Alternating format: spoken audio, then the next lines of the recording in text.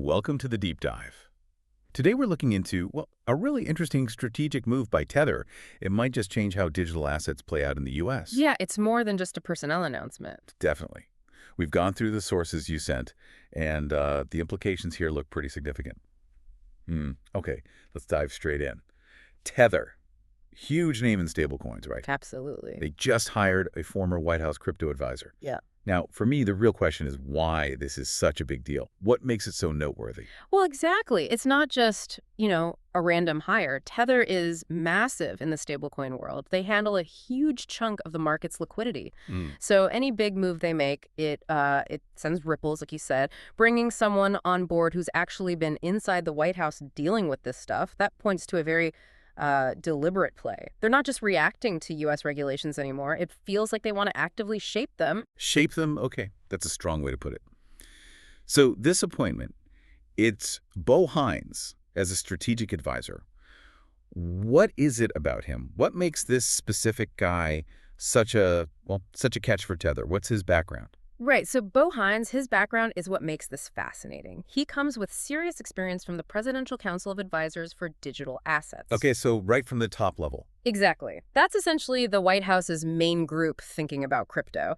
And our source material highlights his role in supporting the Genius Act. The Genius Act, remind us. Yeah, it was a pretty significant piece of proposed legislation, really comprehensive, aiming to set up a clear rule book for digital assets, And he was involved in broader crypto regulation efforts, too. So this isn't just someone who knows policy generally. Right. He's been right there where high-level government meets crypto policymaking. That kind of insight gives Tether a real edge, almost like, well, it lets them see around corners a bit, maybe anticipate regulatory shifts, maybe even nudge them slightly. It's like having the architect, not just the decorator.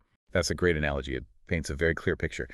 Okay, so if he has that kind of strategic view, how does Tether plan to actually use that day to day? What's he going to be doing? What are his responsibilities? Well, it looks like he's got two main jobs. First, he's meant to spearhead Tether's expansion in the U.S. market. That's a big job in itself, given how competitive it is. Yes. Second, and this is maybe even more critical, he'll be the one talking directly to U.S. policymakers, engaging with them. Okay. And beyond that, the source says he'll also be involved in shaping Tether's overall strategic direction. Right, engaging policymakers. Why is that so critical for a stablecoin company like Tether right now? Oh, it's absolutely crucial. It's about building trust, making sure the people writing the rules actually understand how stablecoins like Tether work. It's also about advocating for, sensible policies that let stablecoins grow and be useful, not policies that accidentally stifle them. Makes sense. And the shaping strategic direction part, what does that mean practically? It means taking those insights he gets from talking to policymakers, understanding where things are headed, and weaving that directly into Tether's business plans, like making sure their future products, their services, they're built with upcoming U.S. rules in mind, so they fit seamlessly. Okay, so let's pull back a bit then. The bigger picture. How does a hire like this fit into what we're seeing more broadly? The sources talk about growing investor interest in stablecoins, this push for regulatory clarity. How does Hines fit in? Yeah, it connects directly. His appointment is happening right when, as the source notes, there's this rising investor interest in stablecoins. And that interest is being aided by emerging regulatory clarity. Think of regulatory clarity as, well, it's like the foundation for trust, right? When the rules of the road are clearer, more predictable, it just lowers the risk, makes investors, big institutions, regular folks more comfortable jumping in. Right, less uncertainty. Exactly. And Hines's role is key here because by talking to policymakers, his work could actually speed up that clarity, at least for how it applies to Tether, which in turn could boost investor confidence even more, feeding back into adoption.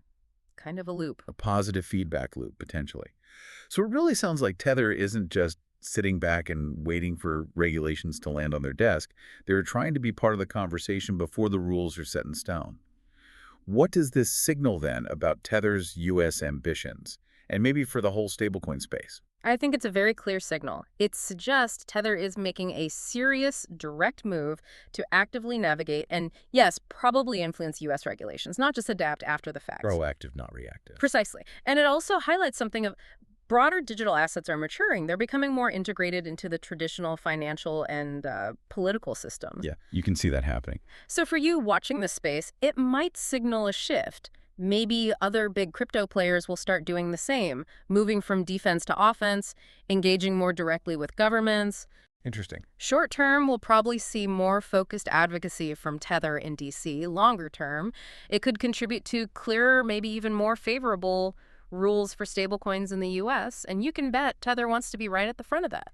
So as these major players like Tether bring in people with this kind of deep policy experience, it does leave you with a question to think about.